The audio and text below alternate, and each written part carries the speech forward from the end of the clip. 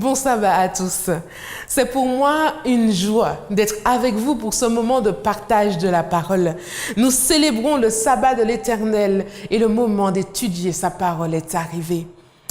J'espère que ce moment vous trouve disposés à être touchés de son esprit, disposés à ouvrir vos cœurs et écouter la voix de Dieu.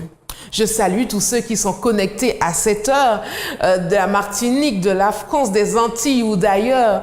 Je salue tous ceux qui vont se connecter via les replays sur Internet et je salue tous, petits et grands, jeunes et moins jeunes, que le nom de l'Éternel soit béni.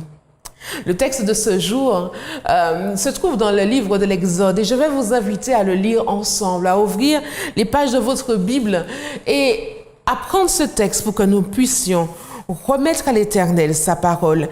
Exode chapitre 31, verset 13. Exode 31e chapitre, verset 13. Et je sais que le texte est à l'écran, mais nous pouvons le lire dans la Bible. Et le texte dit, parle aux enfants d'Israël et dis-leur, vous ne manquerez pas d'observer mes sabbats, car ce sera entre moi et vous, et parmi vos descendants un signe auquel on connaîtra que je suis l'Éternel qui vous sanctifie. Amen. Inclinons la tête et prions notre Dieu. À toi le roi éternel, à toi le roi immortel, à toi le roi invisible, à toi Dieu le seul sage, à toi nous dédions ce moment d'adoration, à toi nous ouvrons nos cœurs et nous les offrons, à toi nous devons tout. Viens, établis ton règne dans nos cœurs et dans nos demeures en ce jour, que toute la gloire te revienne au nom de Jésus. Amen.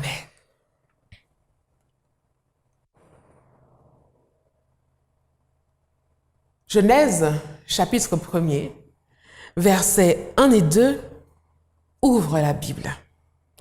Au commencement, Dieu. Connais-tu Dieu? Dès le premier verset de la Genèse, Dieu l'unique, le souverain, apparaît. Au commencement, Dieu, un seul, créa le ciel et la terre. Rien ni personne n'objecte à Dieu le droit de créer. Rien ni personne ne l'aide à créer. Rien ni personne ne s'oppose à lui dans son activité de création. Au début de toute chose, Dieu est. En plus de tout ce qu'implique Genèse chapitre 1, versets 1 et 2, le texte dresse le portrait d'un Dieu qui existe par lui-même et qui était avant et qui sera et qui demeure pour l'éternité. Chaque entité qui est créée possède en lui-même, tire son origine, son nom, sa fonction, ses qualités, ses limites, ses objectifs, son rôle dans l'univers, son but, du simple fait de provenir de Dieu, l'unique créateur. Louez l'Éternel, car il est bon, car sa miséricorde dure à toujours. Dites-le avec moi. Louez le Dieu des dieux, car sa miséricorde dure à toujours. Louez le Seigneur des seigneurs, car sa miséricorde dure à toujours, de manière intentionnelle. Dieu a créé chaque créature pour qu'elle ait sa place dans l'univers, dans le monde, et que cette place soit empreinte d'une dignité intrinsèque parce que Dieu s'est assuré que ce qu'il a créé était bon, complet, parfait, approprié, ayant un but précis. Et je dis Amen pour cela. Louez celui qui seul fait des grands prodiges, car sa miséricorde durera toujours. Celui qui a fait les cieux avec intelligence, car sa miséricorde durera toujours. Celui qui a étendu la terre sur les eaux, car sa miséricorde durera toujours. Celui qui a fait les grands luminaires, car sa miséricorde durera toujours. Le ciel pour présider au jour, car sa miséricorde durera toujours. La lune et les étoiles pour présider à la nuit, car sa miséricorde durera toujours. Que cette louange résonne dans toutes les demeures et dans tous les cœurs, car sa miséricorde dure à toujours. Amen. Au commencement, Dieu est. parmi les êtres créés, l'homme va prendre une place particulière, une place spéciale. L'homme est créé à l'image de Dieu. C'est cette image même qui permet à l'humain de recevoir l'ordre, de dominer, d'assujettir et ainsi de prendre des décisions qui affecteront la terre de manière positive ou négative. Qui pourrait faire cela si ce n'est Dieu? Qui est semblable à notre Dieu? Il est beau de louer l'Éternel et de célébrer son nom au Très-Haut. Tu me réjouis par tes œuvres, ô Éternel, et je chante avec allégresse l'ouvrage de tes mains. Que tes œuvres sont grandes, ô Éternel, que tes pensées sont profondes. Psaume 92, nous le connaissons, ce psaume, c'est le psaume du sabbat. Et je crois qu'il est approprié aujourd'hui de le dire et de le redire. Il est beau de louer l'Éternel et de célébrer ton nom au Très-Haut. Amen. Le récit de la création ne reste pas confiné au livre de la Genèse, mais il trouve son écho, ses rappels, ses résonances dans toute la Bible. Nul n'est comparable à lui. Nul autre n'est aussi grand que lui. Et si l'homme ne se reconnaît pas pleinement en Dieu, s'il ne reconnaît pas que Dieu a pleinement sa grandeur, s'il ne reconnaît pas pleinement Dieu dans sa grandeur, sa splendeur, sa magnificence, s'il ne reconnaît pas pleinement Dieu dans sa grandeur, sa splendeur et sa magnificence, l'homme ne sera jamais pleinement homme. Aucune technologie humaine ne peut l'égaler. Job 28, versets 23 à 27, fait écho aussi à Proverbes chapitre 8. Et il est dit que les facultés créatrices de Dieu prouvent au monde que Dieu possède un degré de sagesse qui n'égale personne d'autre.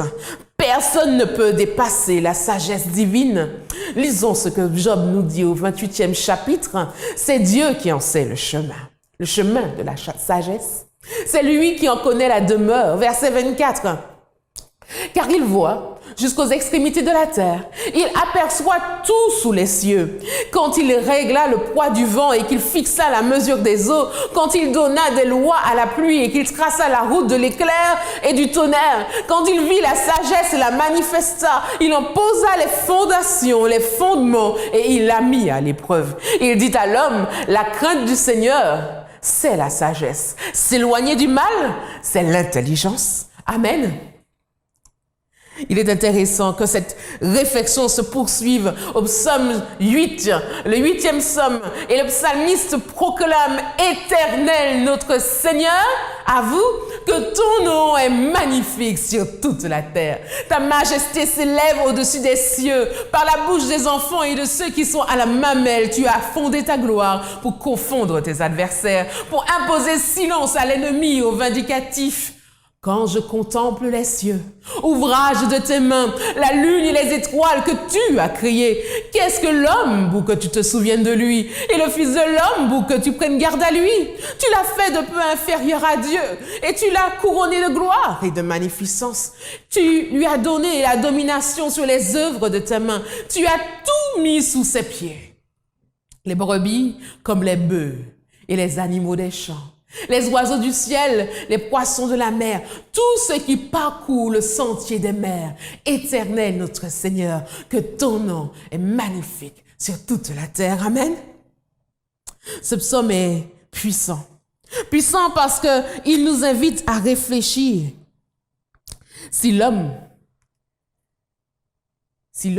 est questionné au verset 4, qu'est-ce que l'homme pour que tu te souviennes de lui? Pouvons-nous simplement répondre à la question « Connais-tu Dieu ?» Oui, je connais Dieu. Si nous disons « Je connais Dieu », ce Dieu grand, infini, insondable, inimaginable, incommensurable, indescriptible, tout-puissant, ce bon Dieu est restreint dans notre perception de ce qu'il est. À seulement répondre quand nous l'appelons et au pas de course, s'il vous plaît.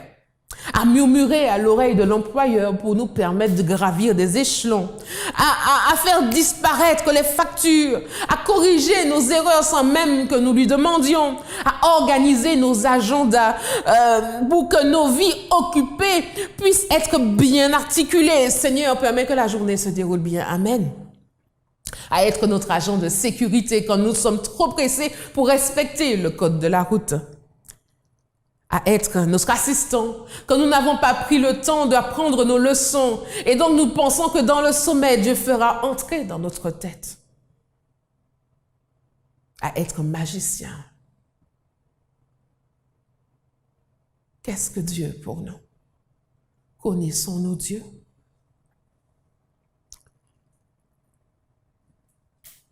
Certains pensent Dieu en tant qu'entrepreneur, entremetteur, conseiller matrimonial, qui va nous donner à rencontrer la personne que nous voulons au moment où nous voulons, même si ce n'est pas la personne dont nous avons besoin à nos côtés.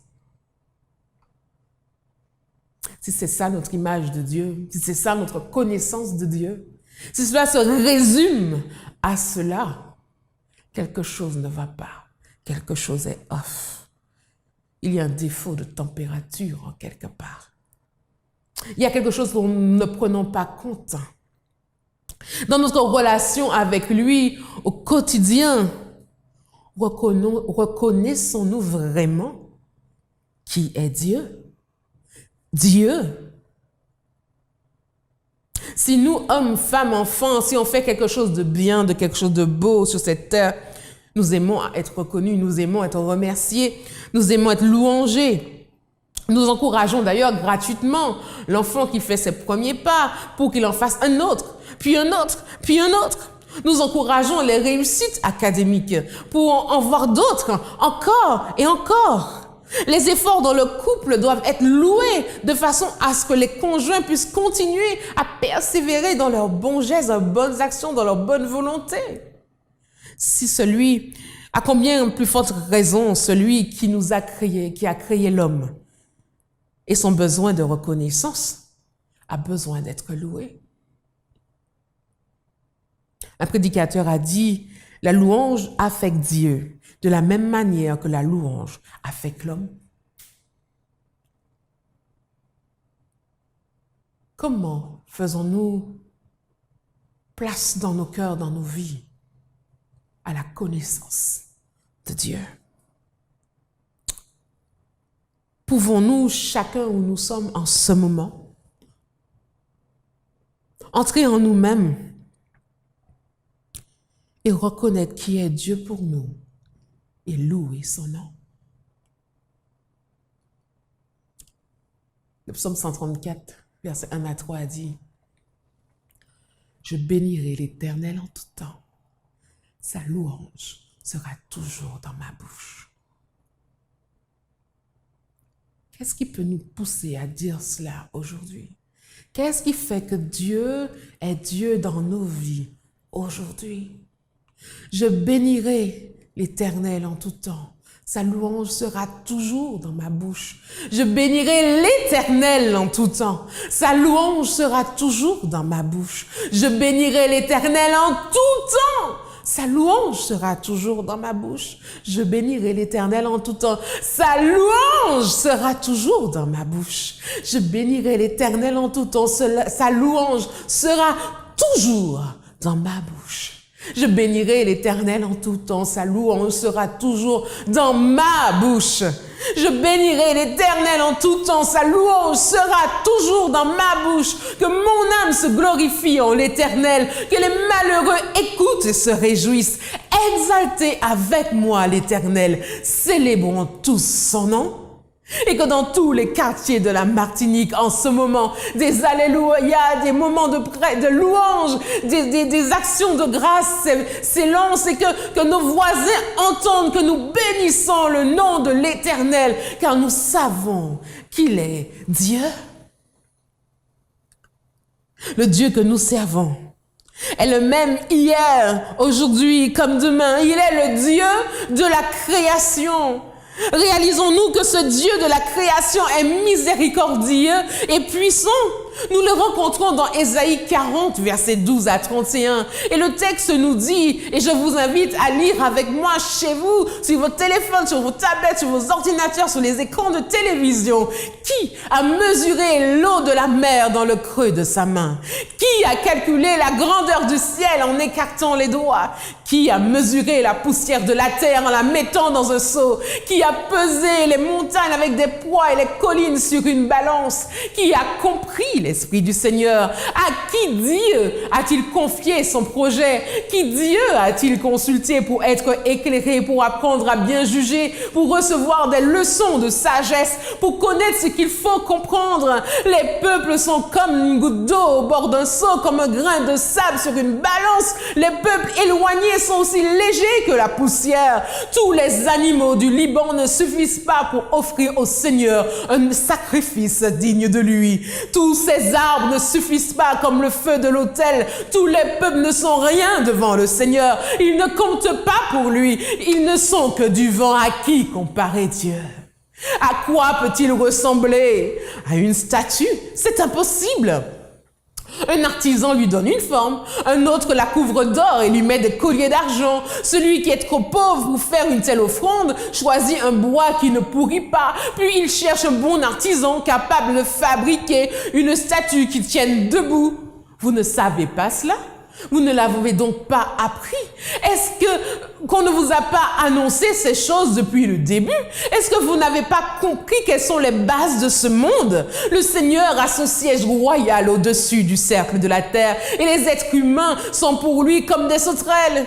Il a tendu le ciel comme un voile, il a déroulé comme une tente pour y habiter. Il détruit les chefs de ce monde, il réduit à zéro ceux qui le dirigent. Ils viennent à peine d'être nommés, ils viennent à peine de s'installer, ils n'ont pas encore pris racine. Déjà, le Seigneur souffle sur eux, alors ils sèchent et la tempête les emporte comme de la paille. Verset 25, le Dieu saint demande: à qui pouvez-vous me comparer? Qui peut être égal à moi? Levez les yeux au ciel et voyez. Qui a créé les étoiles? Qui les a fait défiler en bon ordre comme des soldats? Celui qui les appelle toutes par leur nom. Amen. Sa puissance et son pouvoir sont si grands qu'aucune étoile ne manque à l'appel. Verset 27, Israël, peuple de Jacob, pourquoi est-ce que tu te plains en disant: le Seigneur ne voit pas ce qui m'arrive? Le Seigneur ne voit pas ce qui m'arrive. Il ne défend pas mon droit. Pourtant, le Seigneur est Dieu depuis toujours et pour toujours. Alléluia. Tu ne sais pas cela? Tu ne l'as donc point entendu dire? Sa puissance et son pouvoir sont si grands qu'aucune étoile ne manque à l'appel. Il a créé toute la terre, il ne manque jamais de force, il n'est jamais fatigué. Personne ne peut mesurer la profondeur de son intelligence. Il redonne des forces à celui qui en manque, il encourage à celui qui est épuisé. Les jeunes même deviennent faibles et fatiguent, même les meilleurs tombent. Mais ceux qui mettent leur espoir dans le Seigneur retrouvent des forces nouvelles. Ils s'envolent comme des aigles. Ils courent sans se fatiguer. Ils avancent sans s'épuiser. Amen, amen, amen. Merci Seigneur. Prenons quelques minutes pour digérer tout cela. Laissons cette description de Dieu faire sens dans notre esprit.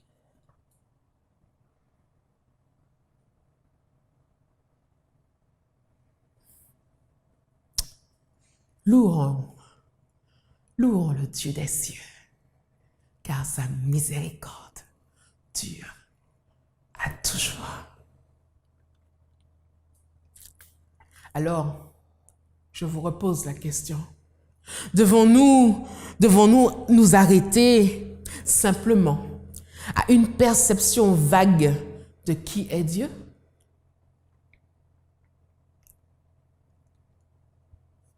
Jean 3, verset 16 dit pourtant, car Dieu a tant aimé le monde qu'il a donné son Fils unique afin que quiconque croit en lui ne périsse point, mais qu'il ait la vie éternelle. À ce à quoi Jean 17, verset 3 répond: oh, la vie éternelle, c'est qu'ils te connaissent, toi le seul vrai Dieu et ton envoyé Jésus-Christ. Dans ce cas, connaître Dieu, est-ce réussir à se construire une image mentale et personnelle et individuelle de qui il est? Mais selon Romains 3, verset 23, notre condition de pécheur nous empêche de parvenir à une telle perception, car tous sont péchés et sont privés de la gloire de Dieu. Dans ce cas,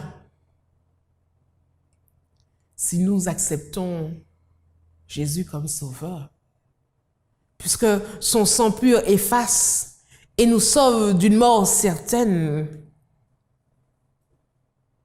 pouvons-nous avoir accès au Père de manière sans réserve? Oui, mais la Bible apporte une nuance. Dans 1 Pierre 2, verset 2,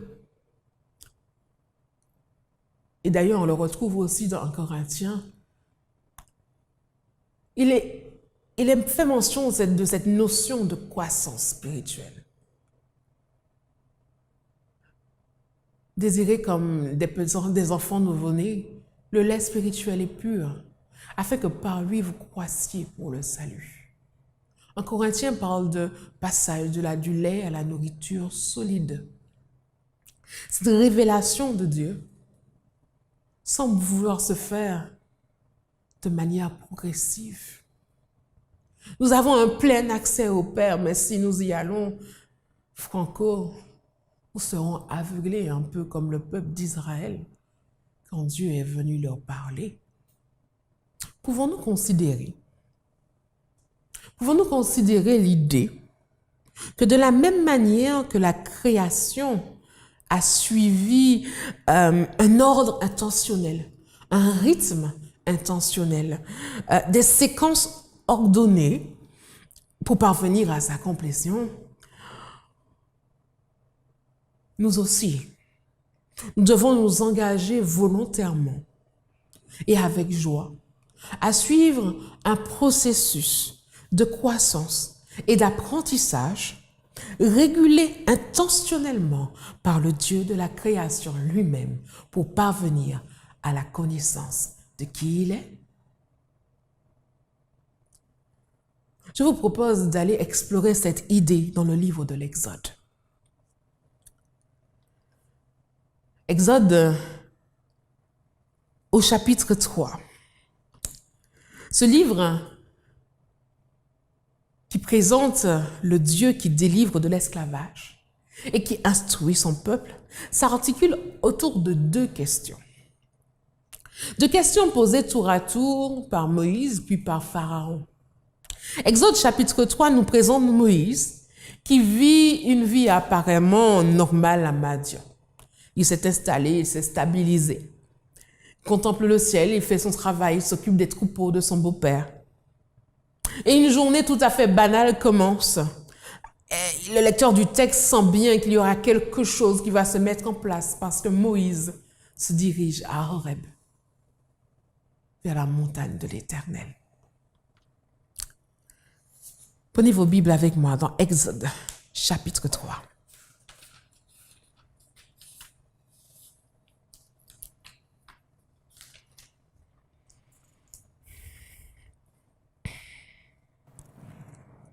Moïse aperçoit un phénomène étrange, un buisson enflammé. Le texte nous dit que l'ange de l'Éternel est descendu pour s'adresser à Moïse. Mais ce buisson enflammé va attirer l'attention de cet homme qui est habitué au désert. Et il va se détourner pour y accéder. Et comme Moïse s'approche pour observer ce spectacle, une voix sort des flammes et lui dit « Ne t'approche pas.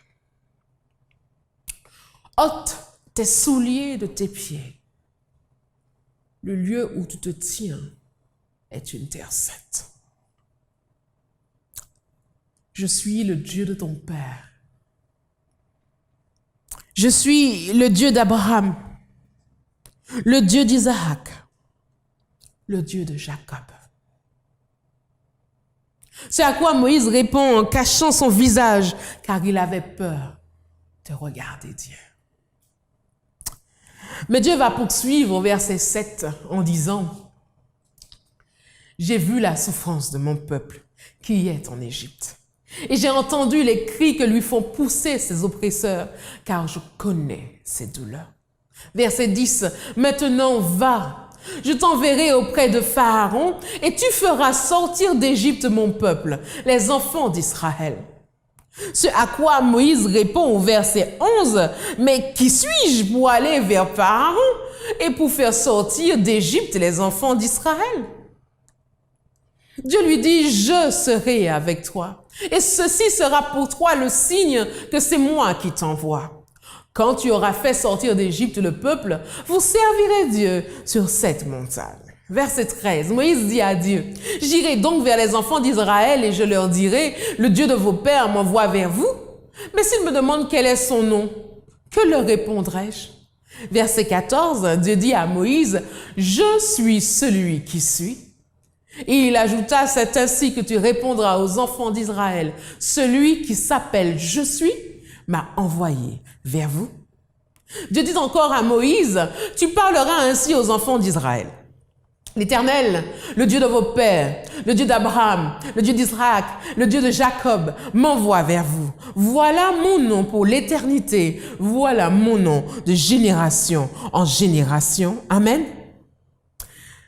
Dieu se présente comme étant le super Dieu. Il est là depuis l'éternité. Il connaît les anciens. Il a toujours été. Et voilà qu'il vient auprès de ce peuple qui souffre. Dieu a créé des hommes émotionnels. Il prend en compte les émotions de ses enfants, leur vécu, leurs besoins. Dieu nous a donné, à nous, la capacité de percevoir, de comprendre, d'identifier, d'utiliser, de gérer nos propres émotions et besoins comme celles des autres. Mais c'est surtout parce qu'il fait exactement de même pour nous. Dieu est amour, dit 1 Jean 4, verset 8. Et cet amour qui est défini dans ce verset, définit Dieu comme étant l'essence même, principe actif divin. L'amour est un principe actif divin. Et le plan stratégique divin s'organise presque en résonance avec ce que Gary Chapman, dans son livre « Les langages de l'amour », va exprimer en parlant de 5 langages. Cet homme, cet auteur, a réfléchi et a analysé les relations humaines et il a réalisé que nous nous exprimons vers les personnes que nous aimons, les personnes qui sont autour de nous, que ce soit dans le couple, dans la famille ou les amis, avec des langages particuliers et des langages différents.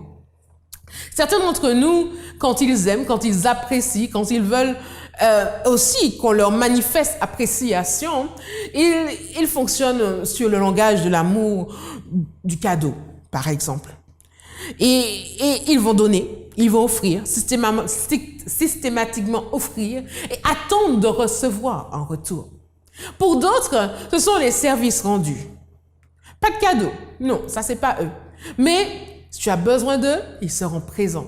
Ils vont être disposés et disponibles à toute heure du jour ou de la nuit pour rendre service. Et c'est ce qui leur fera plaisir à eux aussi. Le troisième langage sera le langage du toucher. Les câlins, les bisous, les embrassades.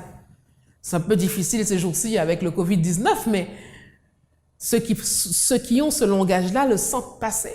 C'est difficile pour eux parce que c'est la meilleure manière pour eux d'exprimer qu'ils aiment. Et donc, ils vont trouver des alternatives. Ils vont donner des coups de coude. Ils vont taper du pied, se checker peut-être, parce qu'ils ont besoin du contact humain pour pouvoir transmettre leurs émotions. D'autres vont pas aller du côté des services rendus ou encore du toucher ou encore du cadeau, mais vont utiliser le langage des paroles valorisantes. Ce sera le ou la personne qui va toujours dire quelque chose qui fait du bien. Tu es beau, tu es belle aujourd'hui. Ton sourire te va à merveille. Je t'aime, je t'apprécie. Ce que tu fais est très bien fait. Continue comme ça, persévère. Si vous vous identifiez dans ce type de comportement, c'est que c'est votre langage. Pour apprécier l'autre en face, mais vous aimez aussi qu'on vous dise ces paroles-là parce qu'elles vous remplissent. Elles remplissent votre réservoir émotionnel. Le 5e langage, c'est le langage des moments de qualité. Les moments de qualité, ce sont ces moments privilégiés. Prendre du temps avec la personne. Peut-être à ne rien faire, juste être assis côte à côte, à regarder le ciel le soir pour les amoureux. Ou encore du temps à lire l'histoire du soir au coucher des enfants. Passer du temps au match de foot, de handball ou de basketball. Ou s'asseoir et écouter les histoires d'une personne âgée. Ce sont des moments de qualité qui transmettent le langage de l'amour. Et Gary Chapman fait savoir dans son livre « Les langages de l'amour de Dieu » qu'il en est de même pour lui. C'est lui qui a créé ces langages, qui a permis aux humains d'exprimer ce qu'ils ressentent de ces diverses manières. Et il s'adresse à nous de chacune de ces manières et toutes en même temps.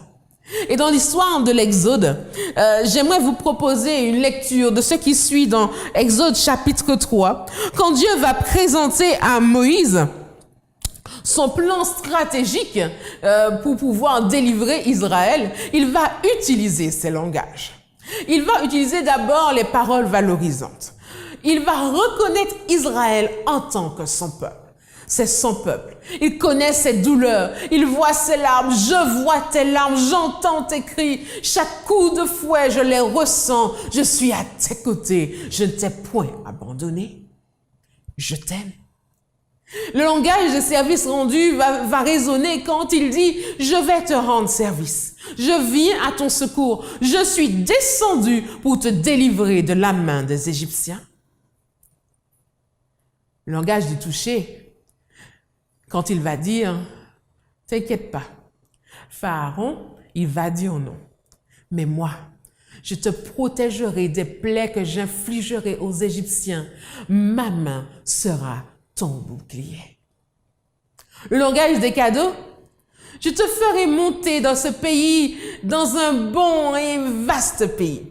Dans un pays où coule le lait et le miel, tu auras tout ce dont tu rêves et bien plus encore. Et de plus, je te ferai trouver grâce aux yeux des Égyptiens qui ouvriront leurs bourses et leurs trésors et te couvriront de vêtements et d'or et d'argent et toutes sortes de choses pour accompagner ton départ. Quant au moment de qualité, il se révèle dans Exode chapitre 16, versets 20, 31 et 35. Je reprends. Quant au moment... Et ouais.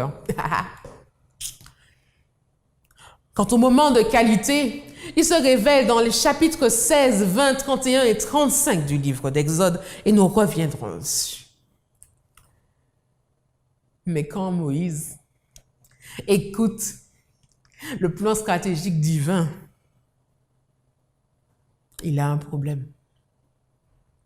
Et Exode 4, verset 1er, nous présente un Moïse étourdi, stupéfait, fasciné et terrifié à la fois.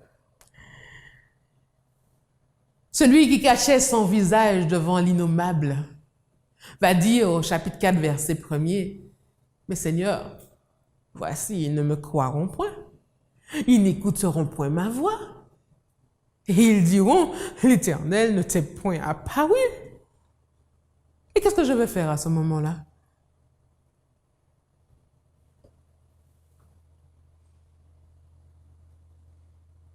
Ça va, Tony?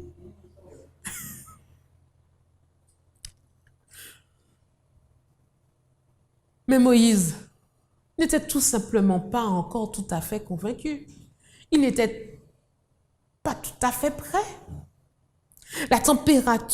Sa température interne n'était pas encore au beau fixe. Il argumente, il hésite et Dieu accueille. Dieu l'accueille. Le Dieu de l'univers accueille les arguments de Moïse et passe en mode démonstration. L'Éternel lui dit, « Qu'il y a-t-il dans ta main ?» Et nous sommes dans Exode chapitre 4. « Qu'il y a-t-il dans ta main ?»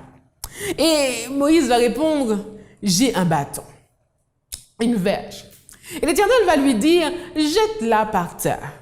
Il la jette par terre et elle devient un serpent. Et Moïse s'enfuit devant le serpent. Et Dieu va rattraper Moïse et lui dire, mais non, étends ta main, saisis-le par la queue.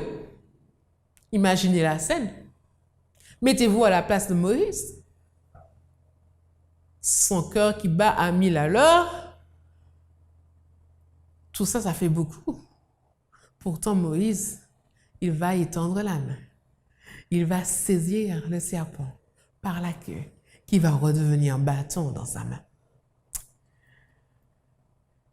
Et Dieu lui dit, c'est là ce que tu vas faire pour que le peuple croie que l'Éternel, le Dieu de leur père, t'est apparu. Le Dieu d'Abraham, je te le répète, tu dis le Dieu d'Abraham, le Dieu d'Isaac et le Dieu de Jacob. Mais si ça ne suffit pas, voici encore un autre signe que je te montre. Je démontre, je suis toujours en mode démonstration. Mets ta main dans ton sein. Allez, vas-y. Moïse s'exécute.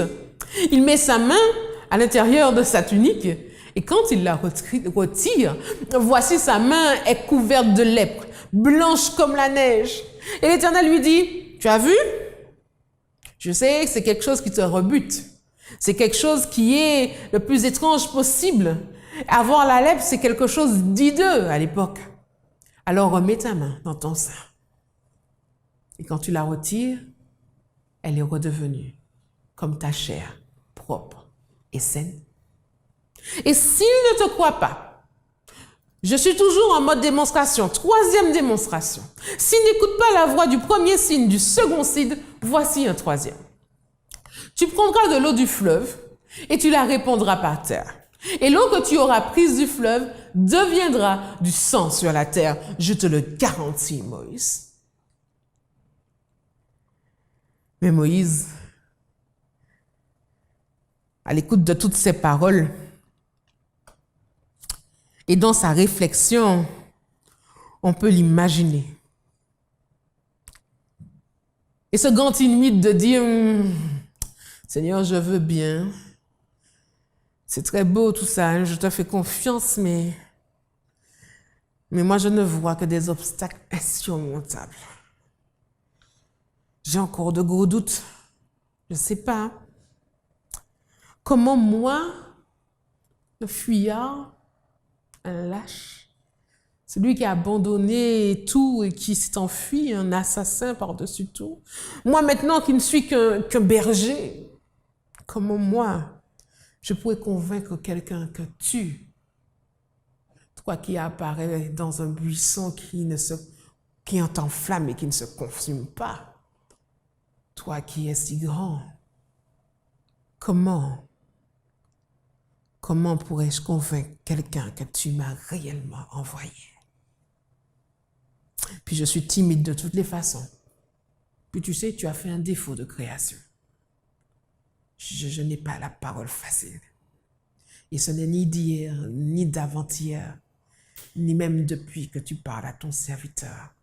J'ai la bouche et la langue embarrassées. Et Dieu de dire, ça suffit des prétextes. Qui a fait la bouche de l'homme et qui rend muet ou sourd, voyant ou aveugle? N'est-ce pas moi, l'Éternel? Va donc, je serai avec ta bouche, je t'enseignerai ce que tu auras à dire. Ah, mais Seigneur, envoie qui tu voudras envoyer. Mais ça suffit, Moïse. N'y a-t-il pas ton frère Aaron, le Lévite? Je sais qu'il parlera facilement. Je l'ai déjà missionné pour toi. Le voici, il vient lui-même au-devant de toi. Et quand il te verra, il se réjouira dans son cœur. Il n'y a plus d'excuses. Moïse avait eu ses excuses dictées par la timidité ou la préhension, la modestie. Mais Dieu lui avait promis d'écarter tout devant lui. Lui avait promis le succès final. L'avait averti des difficultés et lui avait déjà dit quelle en serait la solution. Face à toute hésitation, toute allusion à son incapacité, à sa défaillance, Dieu lui fait savoir, lui fait remarquer qu'il est le Dieu créateur et que s'il n'obéissait pas, c'est comme s'il accusait Dieu de ne pas pouvoir accomplir sa promesse. C'est comme s'il accusait Dieu de s'être trompé en le choisissant, lui, Moïse. La première séance de démonstration est passée. Moïse accepte sa mission.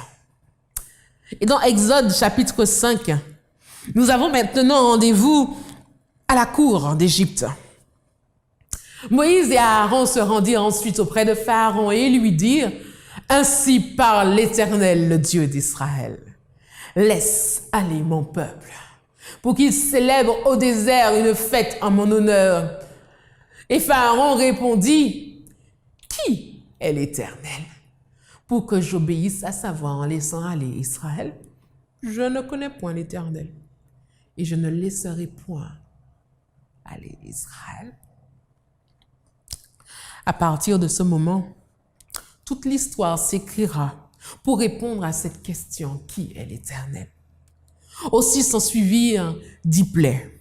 10 plaies qui ont démontré un aperçu de qui est le Dieu majestueux, tout-puissant, créateur. Je suis celui qui peut changer l'eau en sang. Je suis celui qui peut changer une peau saine en pustule, en ulcère, en bouton. Je suis celui qui peut ordonner aux grenouilles, aux mouches, aux sauterelles d'envahir, de détruire sans que nul ne puisse les arrêter. Je suis celui qui peut ordonner à la lune et au soleil de se retirer. Je suis celui qui peut tenir la vie et la mort des hommes et des animaux entre ses mains. Et c'est ce je suis qui vient vers vous. C'est ce je suis qui vous envoie. C'est ce je suis qui est votre Dieu. Puis Dieu va leur offrir des bonus de démonstration, les miracles au désert en prime et la traversée de la mer Rouge pour ceux qui n'avaient pas encore très bien compris. Oui, Dieu le suprême, le souverain est passé en mode démonstration dans nos vies, mais nous, vous, il n'avait pas encore tout vu. Abonnez-vous à lui, faites un like et suivez ses instructions. Tout le livre de l'Exode. Tout le livre de l'Exode sera dédié à permettre aux enfants d'Israël de se reconnecter à Dieu, de réapprendre à vivre avec lui, de connaître et de savoir comment l'adorer et témoigner pour lui. Tout simplement, de réapprendre à le connaître. L'Éternel leur avait promis d'être leur Dieu, de les conduire dans un pays spacieux et fertile. Et il l'a fait. Il les a arrachés à la servitude et à la dégradation d'une façon miraculeuse afin de les éduquer et de les élever à une grandeur morale qui fit d'eux une merveille parmi les nations.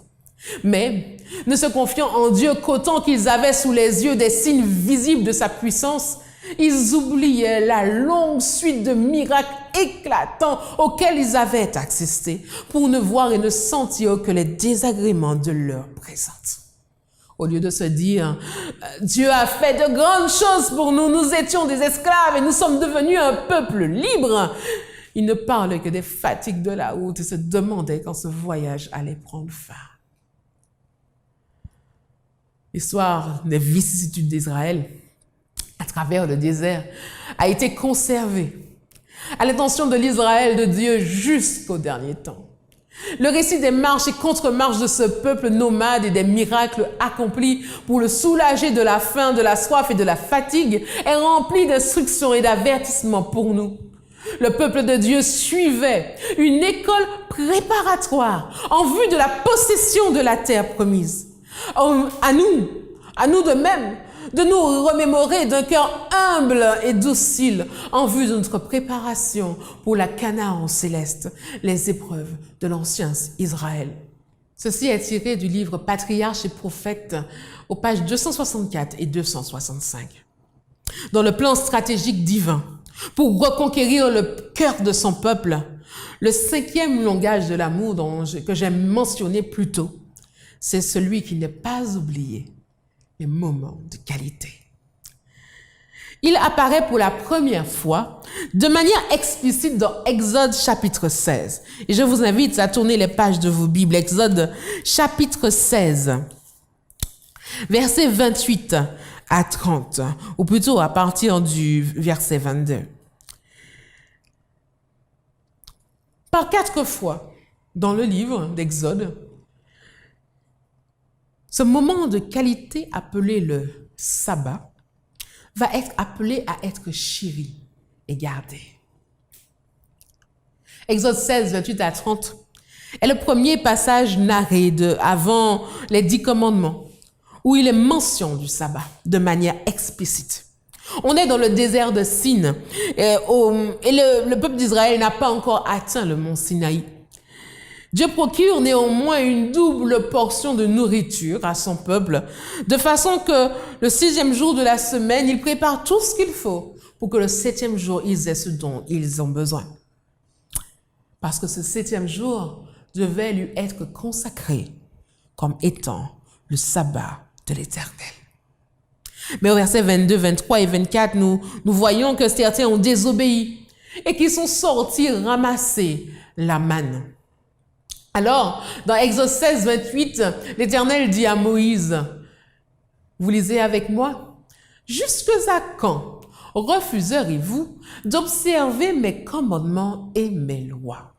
Considérez que l'Éternel vous a donné le sabbat. C'est pourquoi il vous donne au 6e jour de la nourriture pour 2 jours, que chacun reste à sa place et que personne ne sorte du lieu où il est au 7e jour. Et le peuple se reposa le 7e jour.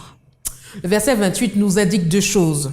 1, jusque à quand implique une marque d'impatience du Seigneur de vivre ce moment avec son peuple. Et 2, que le Seigneur savait bien avant ce moment comment garder le sabbat.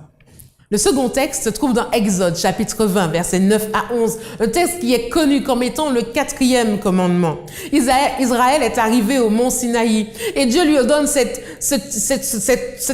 ordre, ce conseil, souviens-toi du jour du repos pour le sanctifier. Tu travailleras 6 jours et tu feras tout ton ouvrage. Mais le 7e jour est le jour du repos de l'Éternel, ton Dieu.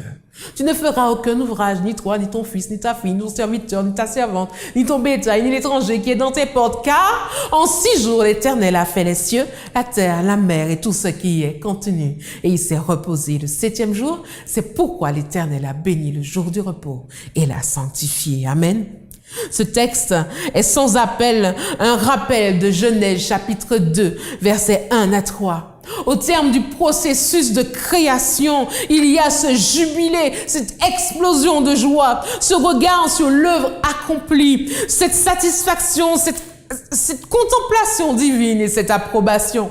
Ce jour est mis à part, différent, unique, un jour saint. Pour la seconde fois, nous sommes marqués par la sainteté liée à Dieu, liée à sa présence. Rappelez-vous, Moïse avait dû retirer ses souliers. Quand vient le sabbat, c'est le même sentiment d'une profonde révérence qui est nécessaire et qui doit caractériser tous ceux qui entrent en contact en la présence du Très-Haut. Alors, nous devons réaliser cela dans ce que nous disons, dans la manière dont nous professons le nom de l'Éternel, dans la manière dont nous parlons de Dieu et dont nous parlons à Dieu, dans la manière dont nous comportons avec révérence dans le lieu d'adoration ou au moment de notre adoration individuelle à la maison. Semblable à Jacob, contemplant la vision de Bethel, ils doivent s'écrier ceux qui entrent dans la présence de Dieu. Combien ce lieu est redoutable, combien c'est ici la maison de Dieu, c'est la porte des cieux. Le 3e texte, Exode 31, 13 à 17, parle aux enfants d'Israël et dis-leur, vous ne manquerez pas d'observer mes sabbats, car ce sera entre moi et vous et parmi vos descendants un signe auquel on connaîtra que je suis l'Éternel qui vous sanctifie. Ce texte, si vous avez oublié tout ce qu'on a dit aujourd'hui, ce texte est central. Un signe. Le sabbat est un signe. C'est le retour hebdomadaire du sabbat, qui doit rappeler à Israël la relation toute spéciale que Dieu avait daigné contracter avec lui. Un signe, ce jour mis à part, marque sur notre vie entière le sceau de la consécration à son service. Deutéronome 5, versets 12 à 15 parle d'alliance. Et le fait de ne pas respecter le sabbat revient à rejeter l'alliance avec Dieu. Garder le sabbat, c'est entrer dans un cadre qui permet de rencontrer et de connaître qui est Dieu. Un signe auquel on connaîtra que je suis l'Éternel qui vous sanctifie. Amen. Exode 35, versets 2 à 3 est le dernier texte de l'Exode qui met en lumière le sabbat. On travaillera 6 jours, mais le 7e jour sera pour vous une chose sainte. C'est le sabbat, le jour de repos consacré à l'Éternel. Désormais, le sabbat est une institution qui se répète de façon régulière chaque semaine. Mais selon ces textes, pour quel objectif avons-nous besoin du sabbat? Nous avons besoin du sabbat parce que c'est un temps de guérison, un temps de bénédiction, un temps où nous expérimentons la guérison du stress et l'angoisse de la semaine, un temps où nous expérimentons la guérison de notre sentiment de solitude et d'isolement quand nous nous réunissons au nom de Jésus. Heureux l'homme qui respecte le jour du repos, dit Ésaïe. Mais le sabbat est un temps pour nous souvenir de qui est le Dieu qui nous aime. Un temps de bénédiction pour nous souvenir de qui nous sommes et qui est Dieu. Pour nous souvenir que nos vies ne se limitent pas à des coïncidences cosmiques. Au 7e jour, Dieu acheva son œuvre, se reposa, bénit, sanctifia, se reposa de toute son œuvre qu'il avait créée en la faisant. Genèse chapitre 2. Un signe auquel on connaîtra que je suis l'Éternel qui vous sanctifie. Avez-vous déjà réfléchi à ce qu'est le sabbat au-delà du sabbat hebdomadaire? Et oui, nous nous reposons, nous faisons un repas spécial, nous mettons nos plus beaux vêtements, nous renforçons nos liens avec nos frères et sœurs et autres adorateurs du sabbat. Nous recherchons les meilleurs prédicateurs, nous recherchons la meilleure musique, nous chantons et nous cherchons toutes les manières possibles d'avoir un sabbat agréable. Nous allons à l'église en nature, en visite chez les personnes âgées, mais quel est l'effet de la répétition du sabbat dans ma vie? Quel est l'objectif de Dieu quand il a imposé un caractère répétitif à ce jour particulier? Arrêtez votre course au monde et sachez que je suis Dieu. Exode 31, 13 à 17 nous a dit un signe auquel on connaîtra que je suis l'Éternel qui vous sanctifie. Le sabbat est un temps d'adoration. Le sabbat, quand il arrive, nous devons nous trouver dans une position où nous nous posons la question, sommes-nous sincèrement assoiffés à connaître davantage Dieu? Est-ce le point de mire réel de notre journée? Le sabbat est un temps de bilan dans mon processus d'apprentissage et de croissance dans ma connaissance de Dieu. L'habitude du sabbat, loin d'être une routine, est une permission de laisser mes tâches hebdomadaires, quotidiennes, mes préoccupations, mes angoisses, pour aller à la rencontre de celui qui fait de moi quelqu'un de spécial. Savez-vous combien de sabbats avez-vous déjà vécu? Faites le calcul. Il y a environ 52 sabbats dans une année. À 10 ans, l'enfant a vécu 620 sabbats. Si tu as 20 ans, tu as vécu environ 1040 sabbats. Si tu connais Dieu et observes le sabbat depuis ta naissance. S'il y a 30 ans que tu sers Dieu et que tu observes le sabbat, 1760 sabbats. 50 ans, 2600. 70 ans, 3640 sabbats. Et l'autre question, combien de sabbats vous reste-t-il à vivre? Permettez-moi de vous suggérer une idée. L'idée que prendre l'habitude du sabbat, c'est entrer dans une école d'apprentissage, dans un temps d'adoration où le focus, c'est de connaître Dieu.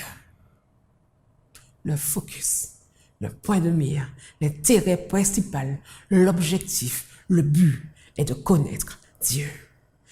Est-ce que quand le vendredi arrive, mon focus, c'est de connaître Dieu? C'est de prendre le temps de connaître Dieu?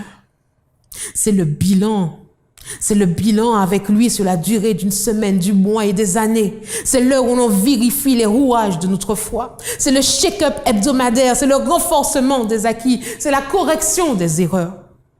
Chaque sabbat est un autre sabbat pour qui nous rapproche du retour de Jésus, mais c'est aussi une marque forte dans notre processus de croissance, dans la conscience de la présence de Dieu.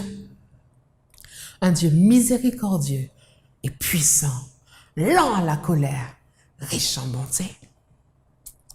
Au bout de 1716 sabbats vécus, est-ce que j'ai fait des efforts pour me mettre en condition pour rencontrer Dieu et l'adorer en esprit et en vérité? Est-ce que systématiquement, j'ai ouvert la porte de mon cœur pour lui, afin qu'il se révèle à moi? Me suis-je donné la permission de rester focalisé sur ce qui est important, une véritable adoration? Parce qu'au retour de Jésus, ce sont ceux qui gardent les commandements de Dieu et la foi en Jésus qui seront trouvés les véritables adorateurs. Ai-je tout fait? Ai-je fait tout ce qui est en mon pouvoir pour que je vive chaque sabbat en tant qu'acteur vivant de cet apprentissage et non pas en spectateur? J'aimerais conclure avec vous sur l'illustration qui se trouve dans Laodicée. Dans l'Apocalypse, l'histoire de Laodicée, vous avez compris. Dans la lettre à Laodicée, au chapitre 3 d'Apocalypse 14 à 22, on trouve cette église qui se situe dans cette ville riche et colossale. Et vous pourrez faire vos recherches, à savoir que Laodicée est située sur ces grandes routes commerciales et que tout s'y passe. C'est un centre de finance incroyable. Il y a tout à Laodicée. Mais le problème de Laodicée, c'est qu'il n'y a pas d'eau. Elle est pauvre en eau et pour se ressourcer, elle doit utiliser un aqueduc long d'environ 10 kilomètres qui sort de Hiérapolis. Qui sort de Hiérapolis pour pouvoir y arriver. Et là, Dieu va utiliser cette pauvreté de Laodicée et va lui dire, voici ce que dit l'Amen, le témoin fidèle et véritable. Au commencement de la création de Dieu. Je connais tes œuvres. Je sais que tu n'es ni bouillant, ni froid. Puisses-tu être froid ou bouillant? Parce que tu es tiède et que tu es ni froid ni bouillant, je te vomirai de ma bouche.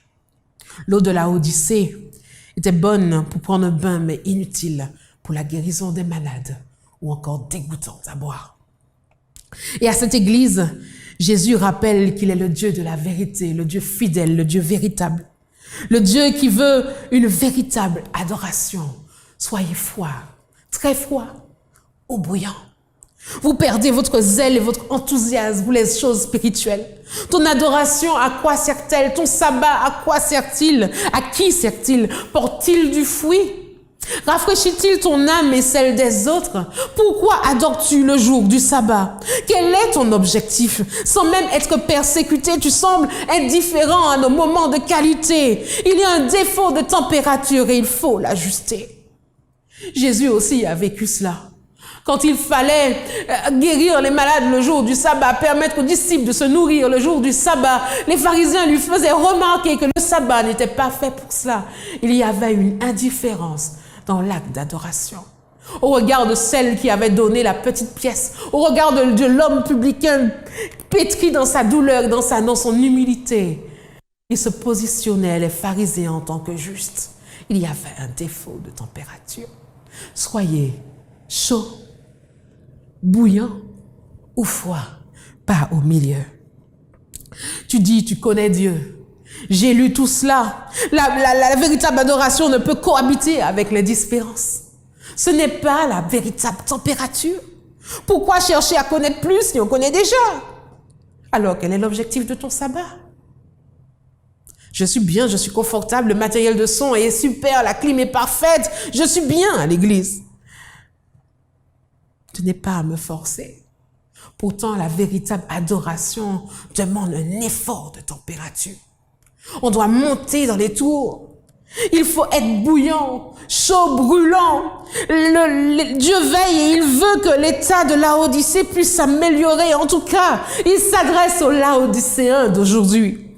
Et depuis quelques années déjà, nous connaissons dans la restauration collective l'idée du HACCP. Et ces règles de cuisine pour pouvoir s'assurer que tout soit net, propre, parfait et que tout aille bien pour la nourriture que nous mangeons. Eh bien, de la même manière, qu'il y ait des règles pendant la cuisson, des règles pour la conservation de la nourriture, pour ne pas qu'il y ait de microbes, Dieu nous propose de faire attention aux microbes de l'indifférence dans nos vies. Parce qu'ils se multiplient, ils survivent et ils contaminent. Aujourd'hui, s'il y a défaut de température dans ton adoration, Jésus te propose une solution. Parce que tu dis, je suis riche, je me suis enrichi, je n'ai besoin de rien. Parce que tu sais que tu n'es pas malheureux, que tu es malheureux. Parce que tu ne sais pas, je reprends. Verset 17, parce que tu dis, je suis riche, je me suis enrichi, je n'ai besoin de rien. Parce que tu ne sais pas que tu es malheureux, misérable, pauvre, aveugle et nu. Je te conseille d'acheter de moi de l'or éprouvé par le feu, afin que tu deviennes riche, des vêtements blancs et un collier pour oindre tes yeux. C'était là la force de Laodicée. Ils savaient ce que ça voulait dire. Ils avaient ça en pagaille, mais ils n'avaient pas ce qu'il fallait pour voir avec l'Esprit de Dieu. Alors, Dieu ajoute, moi je reprends et je châtie tout ce que j'aime. Aie donc du zèle et repens-toi. Telle est la question qui se présente à nous aujourd'hui. Voici, je me tiens à la porte et je frappe. Si quelqu'un entend ma voix et ouvre la porte, j'entrerai chez lui. Je souperai avec lui et lui avec moi. Sommes-nous prêts à être de vrais adorateurs? Sommes-nous prêts à vaincre, à nous asseoir sur le trône avec Dieu? Sommes-nous prêts à rester debout et à observer le sabbat, quelle que soit la situation qui se présente? Sommes-nous prêts à entrer dans ce processus de croissance qui est de connaître Dieu davantage chaque sabbat? Le sabbat sera aussi un signe du scellement du peuple de Dieu. C'est un signe qui préservera le peuple d'être détruit à la fin des temps. Alors chérissons ce moment. Il vous reste peut-être 720 sabbats à vivre, 1020 sabbats à vivre, 2000 ou 3000. Il est encore temps de profiter de ce processus, étape par étape, et qu'un jour, vous puissiez chanter auprès de l'Éternel et lui dire, Seigneur, je suis heureux d'avoir appris à te connaître. Je vous invite à dire ces paroles en guise de prière. Seigneur, je te demande une seule chose que je désire ardemment. Je voudrais habiter toute ma vie dans la maison de l'Éternel pour contempler la magnificence de l'Éternel et pour admirer ton temple.